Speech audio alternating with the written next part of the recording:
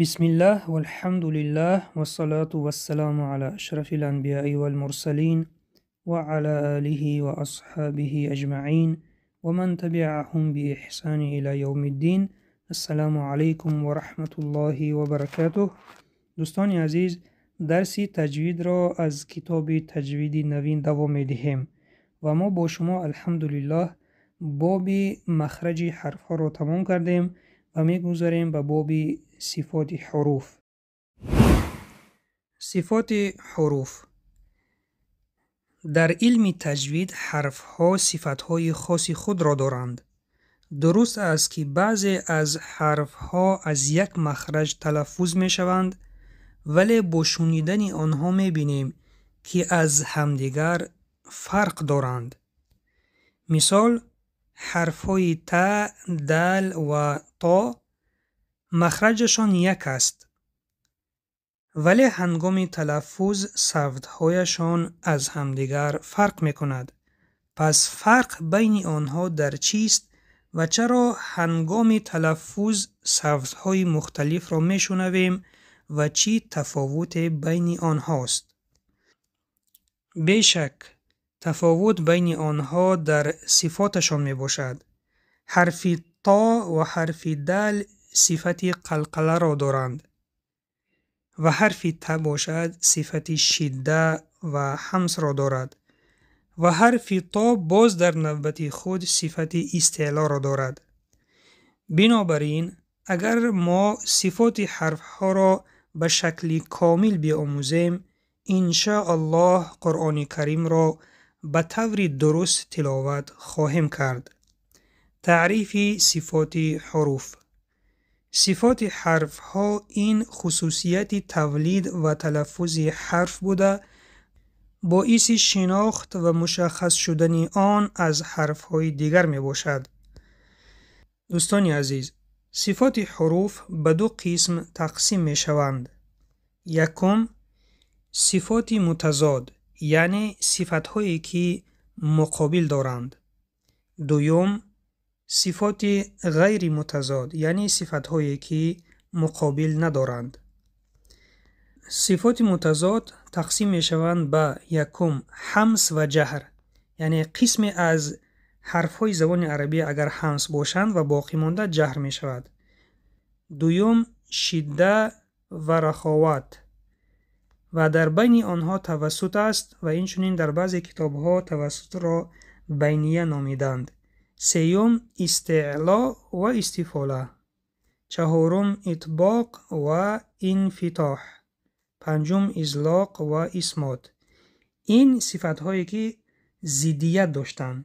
و دوم قسم صفت های غیر متضاد، یعنی صفت هایی که ضد ندارند. بعضی از حرف ها این صفت ها را دارند و بعضی از حرف ها این صفت ها را ندارند. یکم صفیر، دوم قلقله، سیوم انحراف، چهارم تکریر، پنجم لین، ششم تفشی، هفتم استطاله و هشتم غنه.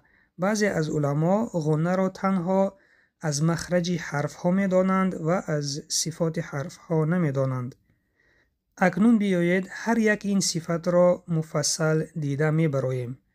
یکم صفات متضاد، صفت هایی که مقابل دارند، گفتیم جدا می شوند به همس و جهر. همس در لغت معنای پنهان، آهسته و خفیه را داشته بر مقابل جهر می آید.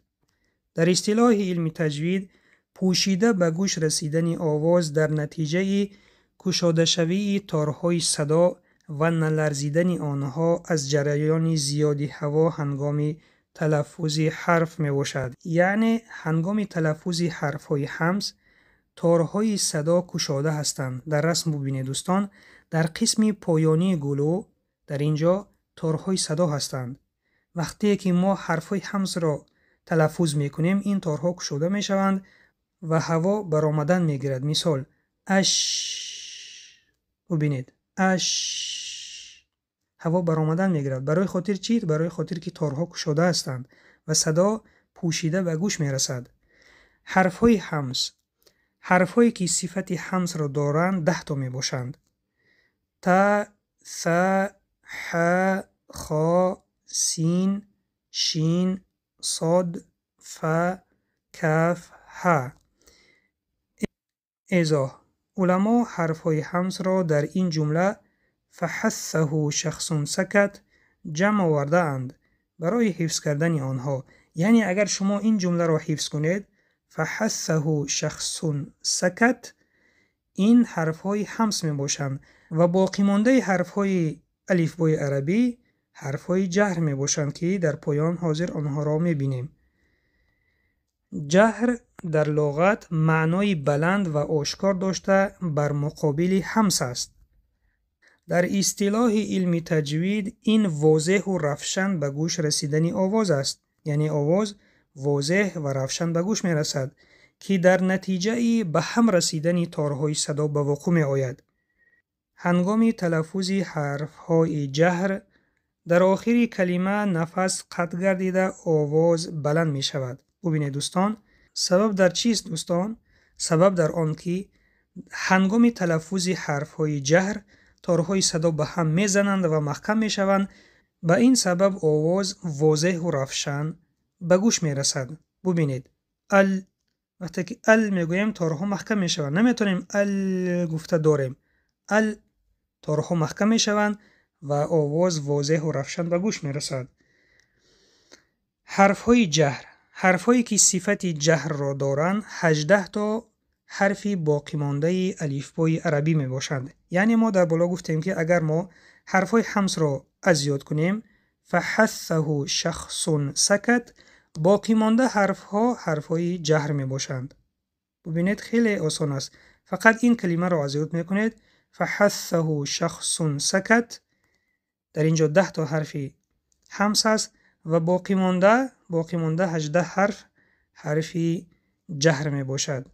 اکنون بیایید در آخر دوستان عزیز مثال های همس و جهر را می خوانیم. ما چی گفتیم؟ در وقتی تلفظ حرف های همس تارهای صدا گشوده می شود، تارهای صدا گشوده می ایستد و آواز پوشیده به گوش می رسد، یعنی صدا برآمدن می گیرد. ببینید دوستان، اس، اف، اک، ات. و هنگام تلفظ حرفهای جهر باشد تارهای صدا محکم می شود و صدا واضح و آشکار به گوش می رسد. ببینید دوستان، اب گفته داشتن نمی توانیم. تارها محکم شدن.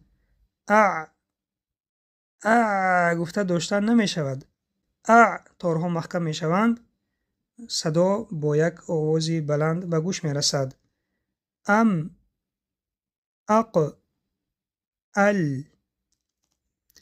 خلاصه دوستان عزیز، حرف ها از جهت گشوده شدن تارهای صدا یا محکم شدن تارها به دو قسم تقسیم می شوند.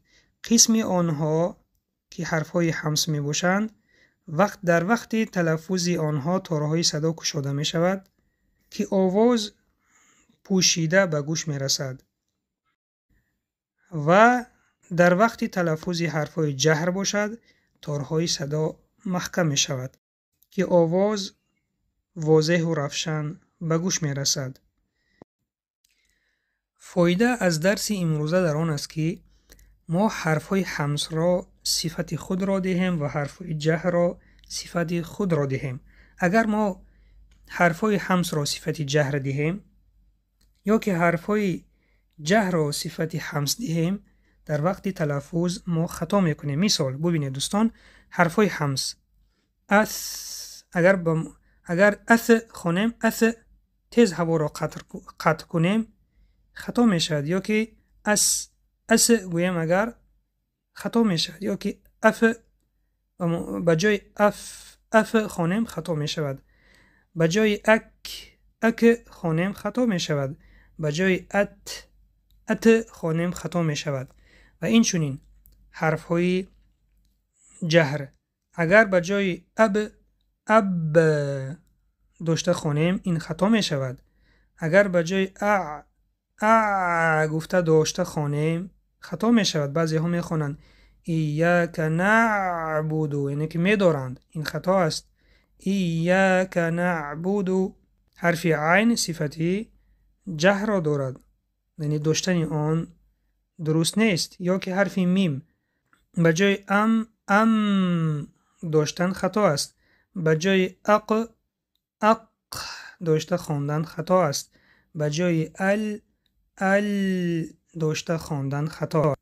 به این سبب دوستان فایده از آموختن این صفت ها در آن است که ما باید حرفای همس را صفت همس دهیم و حرفای جهر را صفت جهر دهیم تا که در وقت تلفظ آنها را درست تلفظ کنیم. این بود پایان درس امروزه.